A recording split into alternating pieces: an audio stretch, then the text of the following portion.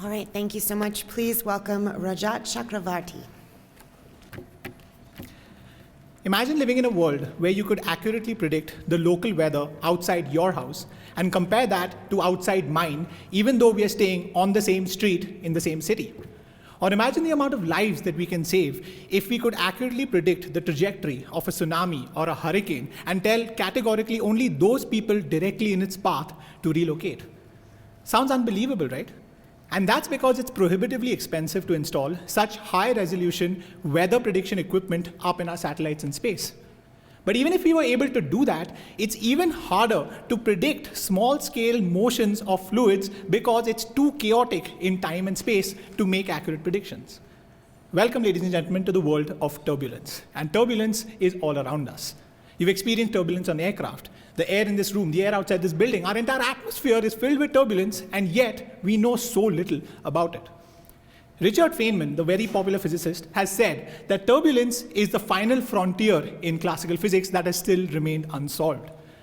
The fundamental reason why turbulence is so difficult to study is because there are too many complex interactions happening at extremely small scales of length and time that's almost impossible to make or isolate a single turbulent event or a building block of turbulence. Equations of fluid flow do exist, but these are non-linear differential equations. And if you were able to solve it, and I kid you not, Oxford University will pay you $1 million for the solution. Yes, that's chaos theory for you. But over the last 50 years or so, computational advancements have created a big wave in the field of turbulent flow visualization. However, you cannot train computers to solve problems which inherently have no solutions. So what computers do is model solutions and give you solutions which are approximate and not necessarily accurate. So in the last decade or so, there's been a new paradigm of studying turbulence, and that is using statistical modeling.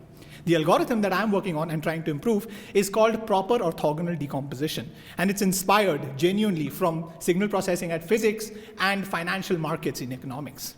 The principle of that algorithm is to come up with spatially resolved structures if you give me an input of velocity data in a given region for a given direction of velocity over a region. That can be a city or perhaps even a small region of geography.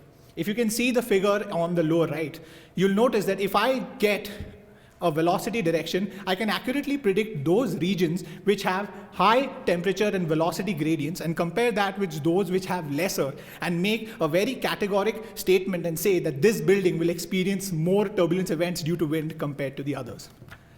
Ever since I came in 2011, this state-of-the-art algorithm has generated 6 publications for us in the lab. I see a lot of application for this method in weather predictions. We can give it to the armed forces, and hopefully can come up with better designs for buildings, better designs for cities, and hopefully save lives. Thank you so much.